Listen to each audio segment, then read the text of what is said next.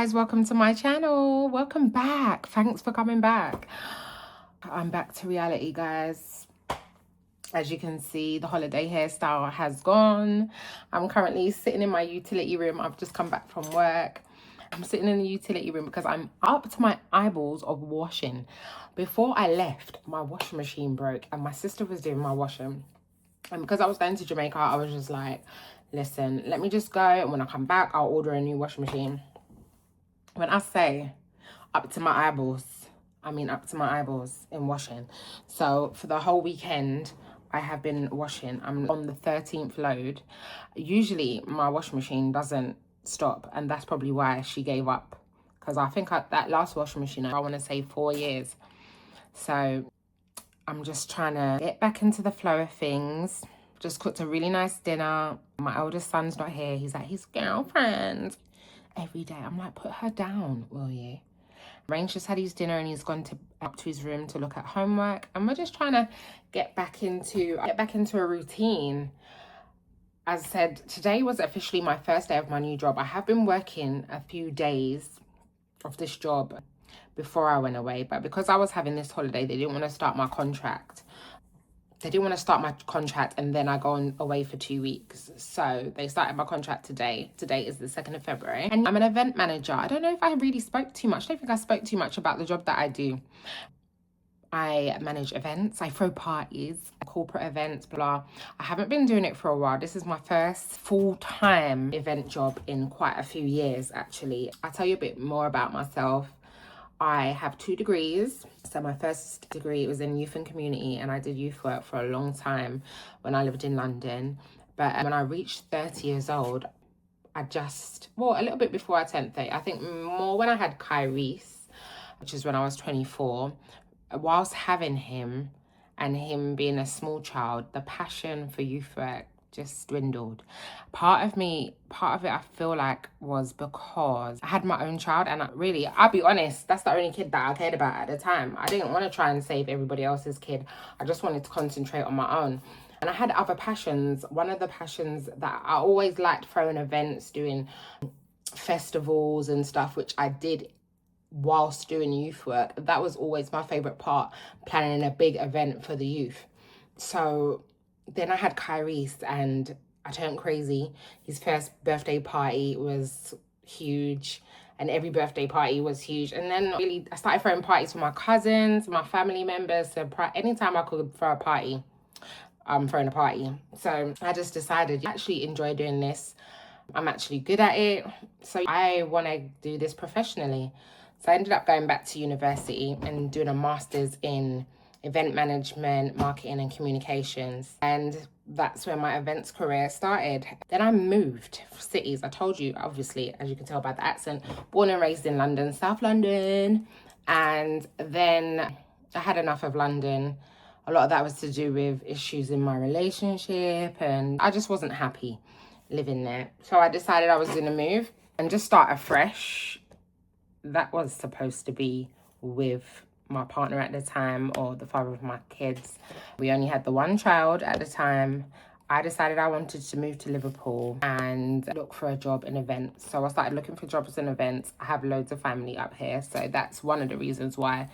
If you don't know Liverpool, it's a small city. It's where the Beatles originate from. It's a small city up north of England, the northwest of England. London is down south. London is very much, if you're from the States, it gives New York, if you haven't been before. It's very busy, it's very hustle and bustle. People don't really have time to stop and be friendly. And I just wanted a slower pace. I just wanted a nicer environment, a slower pace, a bigger house for cheaper, more of a support network. So I thought at the time, it's more of a support network. And as a lot of my family were in Liverpool, I thought, you know what, I'm going to move. So I started looking for jobs. Got a job, moved up here. When I got here, I discovered I was pregnant with my boogie. That's Rain. I call him Boogie. That's his little nickname. Anyway, discovered I was pregnant. At time, my relationship broke down, and I ended up being a single mum in Liverpool and doing events. Obviously, sometimes run into the night. it just wasn't going to work with two small children. At the time, Kyrie's was 9 going on 10, and I had a brand new baby. So I ended up just going back into working with young people. I abandoned events. Now, I told you that in 2023, I got diagnosed with breast cancer. And going through that journey, one of the things that I really strongly felt at the time when I had cancer was, if I make it through this, because I was never really a doubt in my mind that I was going to make through that situation. But when I was like, when I make it through this, I'm going to go back to doing what I love and what puts fire inside my stomach. Like, I don't want to spend another day doing a job that I don't like, that doesn't make me happy, that doesn't fulfill me. Now, don't know if you noticed one of the last vlogs, I was saying that job that I'm in now may not be what it seems. I am an event manager for a venue. They do lots of different, so they have weddings, corporate meetings, parties. It's got all different sections of this venue. They have community events, yeah, all different types of events. They even own a boat. I want to start doing events on the boat. So today was my first official day. I went in a few days before Christmas, and obviously around Christmas time, I would imagine that event space would be very busy. It was busy, but not in the way that I would imagine. Now, a lot of events I did before when I lived in London, I worked for hotels. So as you can imagine, there's wedding season back to back from probably April to September. Then there's, you've got Halloween parties. After Halloween, you get gearing up for Christmas. So then in between all of that, you've got corporate events, you've got pharmaceutical companies coming and having events and staying in the hotel. So it was busy all the time. Yeah, it's a little bit different to what I'm used to, because it's just solely an event space, event venue, but it's kind of, it gives more community vibes than it does. So I'm just getting my head around it. I already knew that this was not the upscale venue that I see myself working in or want to work with or want to work towards. However, my youngest son is still young. It's not far from his school. It's not far from where I live. So I feel like they are a bit more flexible than, say, if I was working in a hotel or an actual club or just working somewhere else. I just feel like they're a lot more flexible and willing to bend and work with me when it comes to childcare. Because I'm telling you, even today or yesterday, which was Sunday, I worked myself up into a frenzy thinking, doing the right thing. Rain has to go to breakfast club and after school club, which makes his day even longer, which he doesn't really like. And am I doing the right thing? Now, I've taken on this job knowing, if I want to say this, because I've taken on this job knowing that it might not be forever. I've got to be careful. I don't know if this is going to make it into the vlog. But I've taken on this job knowing that I have a plan, a bigger picture, and I am working towards it. This job is going to give me a lot of experience that I didn't necessarily have doing events work before, because in my events work before, I've always been an operations manager. So I am part of the team, or I manage the team that hits the ground going and runs the actual event on the day. Not so much doing the planning and the preparation before, not so much doing the booking, the show rounds of the venue and stuff like that. So I wanted to get that experience under my belt because I plan to do something big with it or to use those skills elsewhere. I will tell you more later on when you get to know me. If you click and subscribe and keep coming back, you'll learn a bit more. But right now, I'm going to get on with my washing. The reason why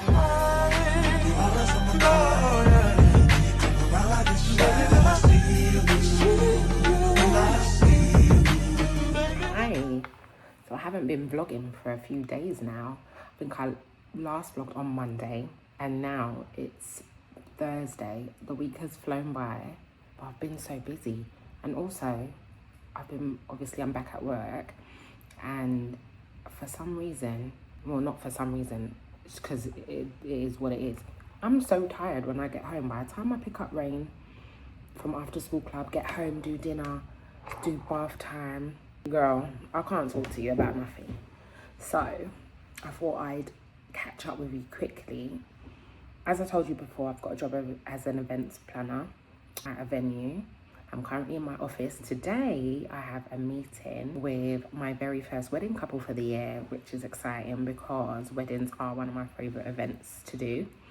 So I'm excited to meet them and go through their days in April. Other than that, girl, I'm just here fighting for my life, because how are we doing this? Obviously, being a parent is hard as it is, but being a single parent, working full time, trying to keep a clean house, making sure your kids are eating proper food, yeah, it's no joke. And that's why, really and truly, I don't want to say I believe in gender roles, but I really do feel like as a woman, you should be given the option to stay at home and raise your kids. When that option is taken away from you and you have to go and work, trust me, it's hard. But unfortunately, I don't know no different. When I was sick, that was the only time that I've ever had a long period off of work. And I realized the difference. Obviously, when I was well and I was still off work, I really appreciated that time at home with my kids, being home after school, being able to be at the school gates to pick them up, be able to talk to the teachers. Like, I need Rain's teacher to do something for me. I sent them a note. He hasn't done it yet. But usually if I'm at the school gate, I can be on their tail about certain things. But it is what it is. I'm not the only one. I'm not the first. I won't be the last. And that's just my life until I find a rich husband. Hi guys, it's Friday evening and I've officially made it through the first week of my new job. And actually, it wasn't that bad. I was dreading it. I actually gave myself anxiety on Sunday or the last weekend, thinking about starting this new job, worrying about juggling Rain, not being home for the boys. How was I going to cook dinner? How was I even going to survive? Was I going to be overly tired? Would I be able to manage? I had so many things going on in my head, but it actually wasn't that bad at all. In fact, I actually enjoyed it. I enjoyed doing a job that I actually like. Just being back in the events world. I had my first wedding couple this week, which was a good start. I think I booked a music festival for spring and it was good. It wasn't anything too crazy. The venue is massive and I'm definitely doing over 12,000 steps a day, so that should help keep me slim and keep the weight off. But it was a busy day. My hair looks like crazy. I've been wearing a struggle bun all week and I'm going to the hairdressers tomorrow to sort this out because this can't run. And also, obviously, I've been growing my hair back since losing it all to cancer and chemo, and my hair's been through so many different phases of growth, and I feel like it's finally getting to a stage where I recognize it again, because when I say it fell out, it came back like baby hair, then it went really, like, I had soft curls, which I quite liked. I wish I wore a little short pixie then, but I was deep in wig life. But anyway, so then I went to like short curls and a little pixie style. And then all of a sudden, as the sides grew out, it was, I hate to use the term nappy, but it was, girl, it was bad. And then it's grown out and now it's starting to look like my hair again. But I feel like I'm starting to put too much gummy at the front, and like having it slick back in a pony is just not ideal. It's not healthy. It's not great for my hair journey. So I'm gonna go and get my bundles put in because I love me some bundles. But I'm gonna go and put my weave back in, but it's gonna be a little bit different because I've never had a behind the hairline weave with a closure before. I'm gonna try that for a first time. I really hate, I hope I don't hate it. I'm apprehensive about it because I feel like it's gonna remind me of a wig, and I will never do a wig again since having to wear wigs when I had cancer. I just don't think I could ever wear a wig again comfortably. Like a half wig I could do, even a U part, but like a full wig, I don't know if I could do that again in life, and I hope it don't feel wiggy. But I want to put some of my hair away because the leave out, I don't want to keep straightening my leave out, and I think while it's cold, this is the best time for me to do that. So I have a hairdresser's appointment at 11:30, and I'm looking forward to that because I'm just looking forward to being pampered after this long week. But all in all, it's been a good week. I am extremely tired, but I'm grateful. This week has been a bit of a strange one. Other than it being my first full week at work, it was also World Cancer Day, which I guess this is my second one. Last year, I filmed a campaign for World Cancer Day, and I'll be honest with you, although I enjoyed the experience, I really did. I think after I saw the images of that, I realized, I think it kind of hit me that I had been ill.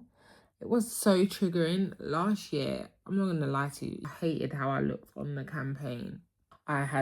It's the first time I actually see myself. So I had to hold the camera. I guess it was the first time I'd actually seen how much weight I'd put on since being ill. Obviously, I had loads of steroids whilst being ill. I had lost loads of weight after the first operation, so my mastectomy. But then I started to put weight back on when I'd had my second operation, which was the ovaries and tubes being removed. Then the weight just started to pile on, and I had gone to the biggest I've ever been in my life. My hair hadn't fully grown back, so I was still wearing the wigs, and I was on the road to recovery still, which I feel like I was in a bit of denial about where I was. I feel like I was trying to rush my recovery, and it wasn't till seeing myself on camera that I thought I've got a long way to go. So I just wasn't happy, and I feel like I filmed it with some other ladies that had gone through similar experiences, some other survivors, and a lady who has started a cancer charity after going through her experience. And I don't know if I don't know if I gave the best impression of myself. There when I was filming, I was fine. Everyone was lovely. I was in good spirits. I just feel like after, I don't know if I seemed offish or... No, I 100% know I seemed offish. But it had nothing to do with them. It was everything to do with me, where I was at mentally.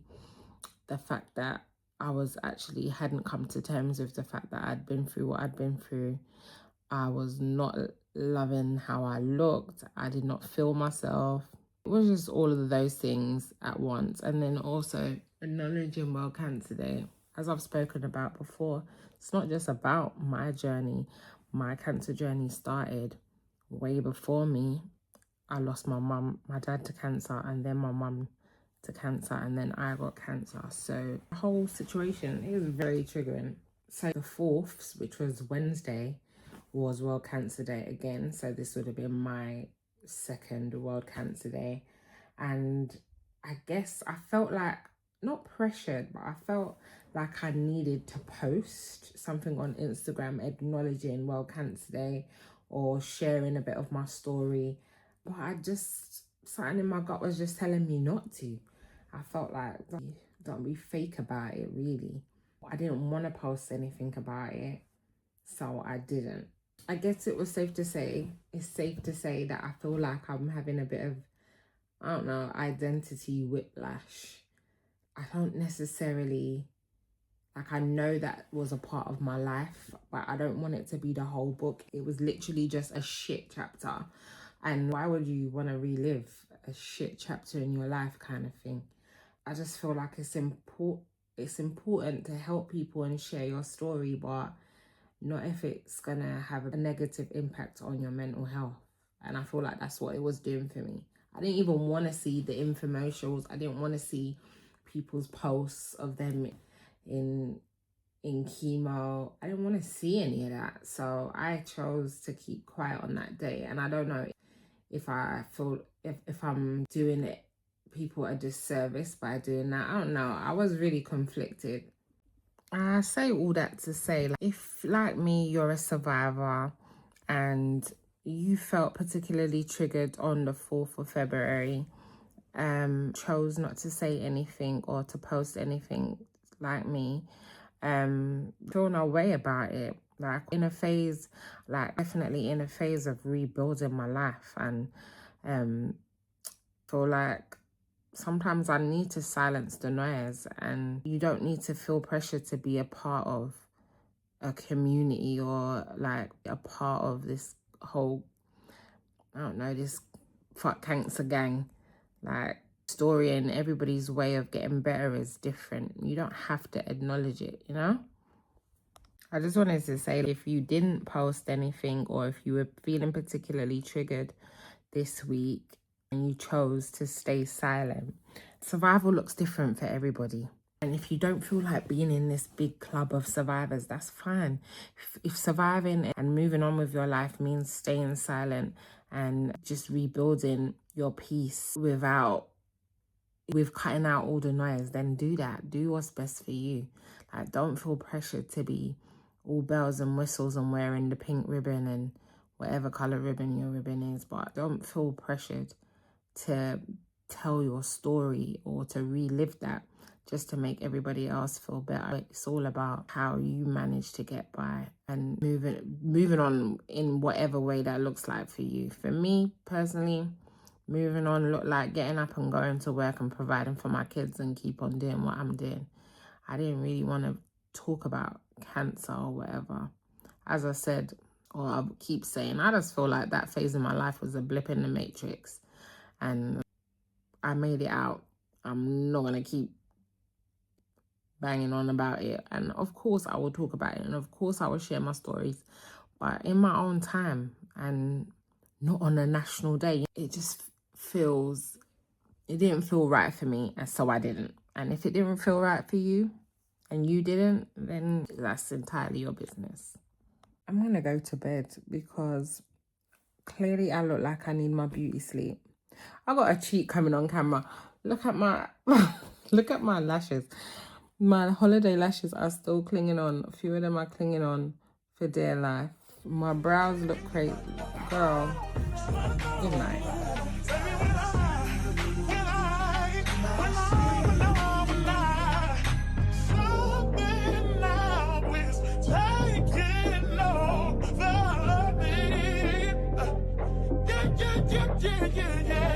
I'm not gonna run out, just gonna stand here and sleep.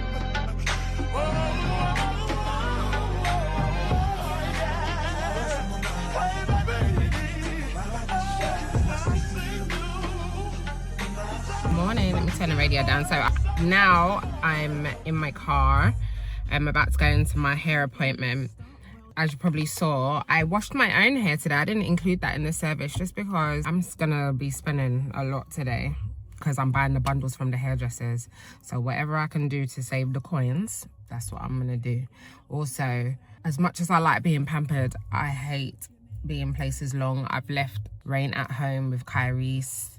My kids are about to be 18 and 8, so they're fine to be at home for a few hours. So I didn't want to add that to the service. I think at the moment I'm on this hair journey. I'm trying to grow my hair back to at least what it was before I got cancer. This is how it looked before. Insert picture for you. And I'm doing my best to get it back to that. So I've been treating it, trimming it myself, and then I'll go to the hairdressers. Basically, I've always been able to have short haircuts and then grow my hair back pretty quickly back in the past. And how I did that usually is regular treatments, regular trims, and then basically just putting my hair in a weave and leaving it alone. So that's the only way I know how. So I'm gonna go back to that. I don't know if I said it before last night, that I'm getting a behind the hairline weave with a closure today. I've never had that before. My hairdresser's been trying to convince me to do that just so I could grow my edges and my leave out strong, because the constant straightening of my leave out, I'm just going to end up with damage. And this is all new growth hair, so I don't want to have damaged hair. So I'm going to try this behind the hairline with a closure. If it gives too much wig, I don't know, it might not stay.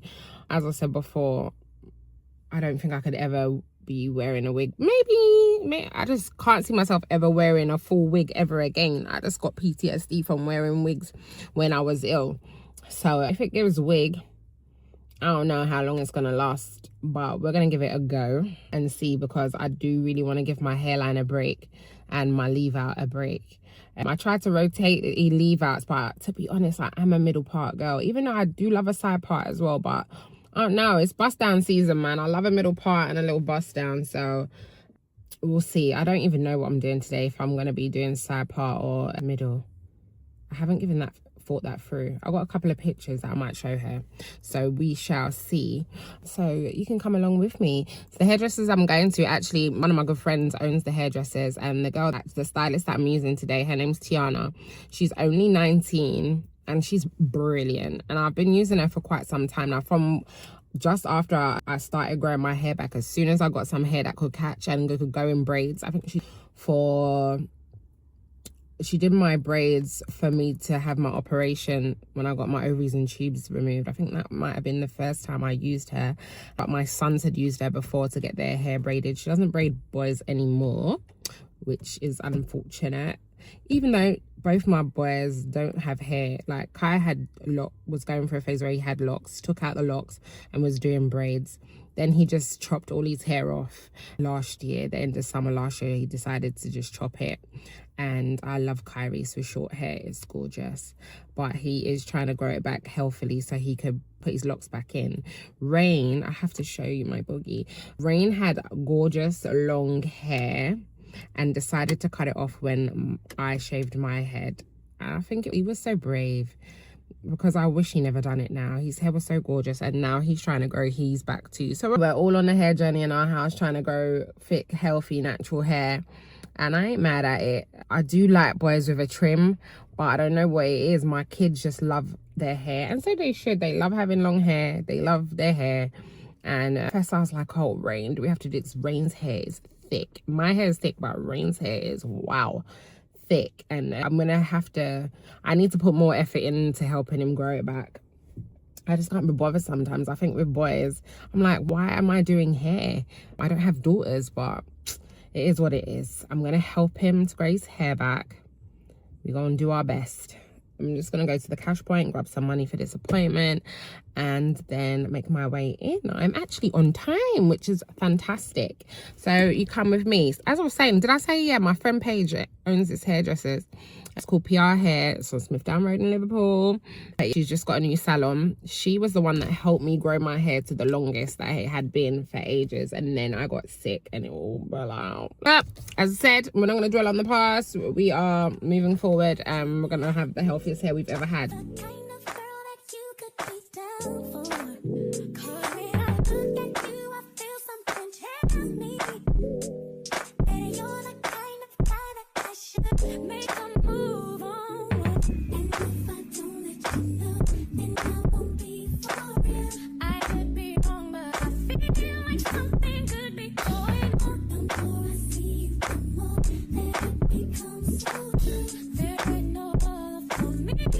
No, it's my life. Okay. A day in the life. It's not even a day in the life. It's like a every day. Yeah, chaos. The chaos of Gemma until she moves to Dubai and starts her brand new life and finds a fella and gets married. So what do you want to do today? I already know what we're doing. Yeah, I know. So we're trying this behind the hairline thing because you convinced me to do it now. Yeah. So let's try it, and if I feel like I've got a wig on, I'm tearing it off. Here's your closure. Oh, it's the smallest. Little skinny little thingy. She won't cause you no harm.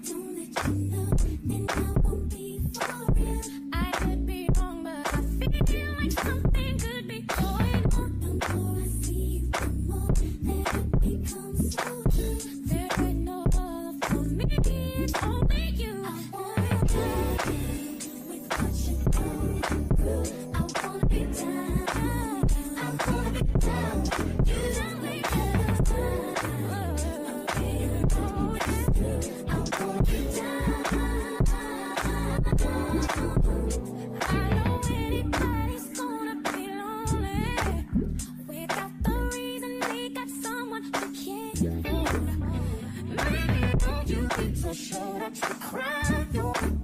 If that's a fact, then I'll be more than you ever dream of. If all you need is my time, I better get all my love. I'm taking home, baby. Oh, I'd be a terrible blogger, me. Nice and clean.